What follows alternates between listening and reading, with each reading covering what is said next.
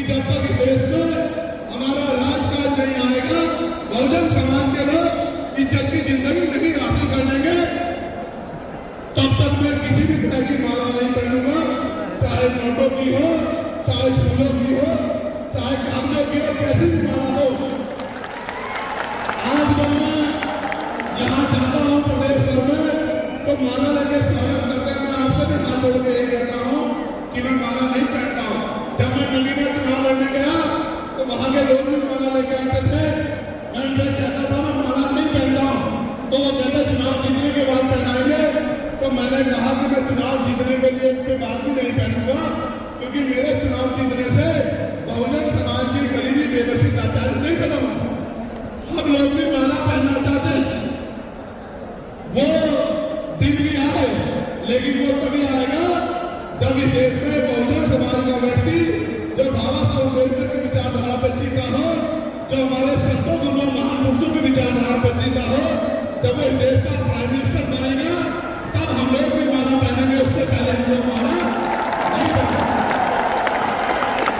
तो जब उन्होंने मुझे सोने के मेडल पहना है, आज ये बात मैं वचन दे कह रहा, मैंने वो मेडल हाथ जोड़ के वापस कर दिया। मुझसे कहा कि जिनका मैं नेतृत्व कर रहा हूँ, उनके पास तो खाने के लिए रोटी भी नहीं, उनके पास तो पहनने के लिए अच्छे कपड़े भी नहीं, उनके पास तो सोने के लिए अच्छी छत भी नहीं है, उनके पास तो पहनने के लिए अच्छे जूते भी नहीं है, उनकी बच्चों के पास तो इज्जत की जिंदगी तक करने के लिए अच्छे कपड़े नहीं है।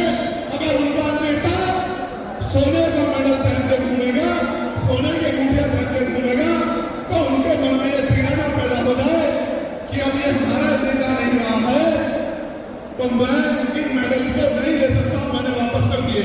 आज मैं आपसे कह रहा हूं, जिस दिन आपने देख लिया कि चंद्रशेखर आजाद सोने की चैन पहन के, गले में सोने की चैन पहन के, मेडल पहन के, सोने की घड़ी पहन के, सोने के अंगूठे पहन के घूमने लगा है, आप समझ लेना आपका नेता बिक गया है, वो आपका नेता नहीं रहा। क्योंकि सच तो ये है कि जैसी जिंदगी आप जी रहे हैं, हमारे महापुरुषों ने जिन्होंने आंदोलन चलाया, आपकी जैसी जिंदगी जी, मैं वचन देकर कहता हूं, फिर आपसे कहना, आज फिर कहना बाबू साथियों, हालात आपको लगे तो आप ये समझ लेना कि आपका नेता डर गया है या आपका नेता बिक गया है। उस दिन आप मेरा सार्वजनिक रूप से विरोध करने लग जाना, लेकिन अभी इस आंदोलन को आगे बढ़ाने के लिए आपको भी मेरी तरह दिन रात संघर्ष करना चाहिए। अभी हरियाणा और जम्मू के चुनाव है, मैं हरियाणा से साथियों से कहना चाहता हूं, बहुत सारी बातें आपके कानों में डाली जाएंगी।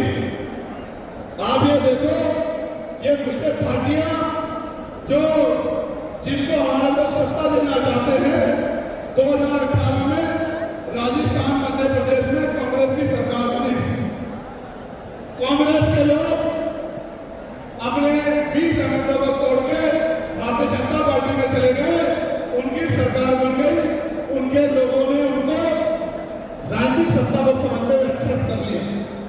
कांग्रेस के लोग राजस्थान में भी 20 एमएलए लेकर उनके नेता हरियाणा आ गए, सरकार बनाने के लिए बीजेपी के साथ मिल गए, तो उनके लोग भी अगर बन जाते तो उनकी पार्टियां भी स्वीकार कर लेते, उनके लोग भी स्वीकार कर लेते।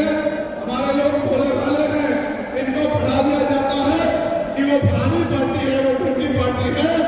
जब तक राजनीतिक ताकत आपके हाथ में नहीं होगी, मैं आपसे भी कह रहा हूं, जब तक राजनीतिक ताकत आपके हाथ में नहीं होगी, कांग्रेस सत्ता में बीजेपी, आपकी जिंदगी बदलने वाली नहीं, आपके हाथ में आपके लोगों की जिंदगी बदलने वाली नहीं।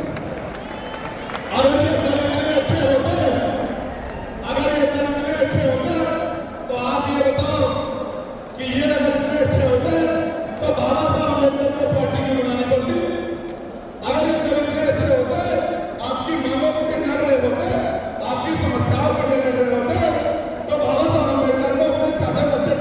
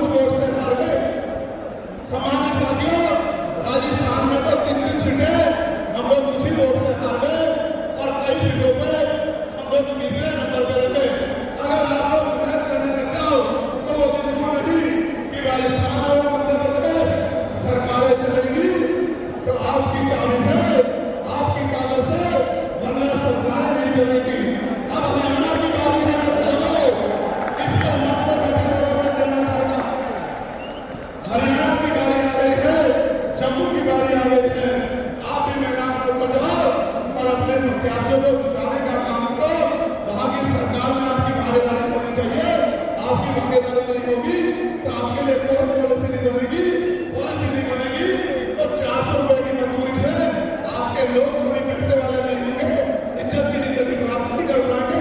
इसलिए मैं आपसे कह रहा हूं कि राजकाज लाभ कई ऐसी मांगे हैं जिनको अभी और रखना है, लेकिन मैं आपसे जो पहले कह रहा हूं उस पर गौर करो। आप ये बताओ, राजकाज आपके पास नहीं होगा तो आपकी सुनवाई कैसे होगी? बताओ, थाने कचहरी में आपकी बात कौन सुनेगा?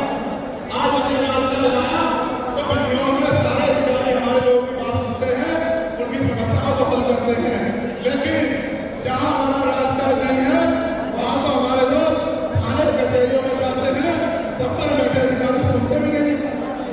हरियाणा में और जम्मू में हमने राजकाज में सिरा लगानी है, उसके तुरंत बाद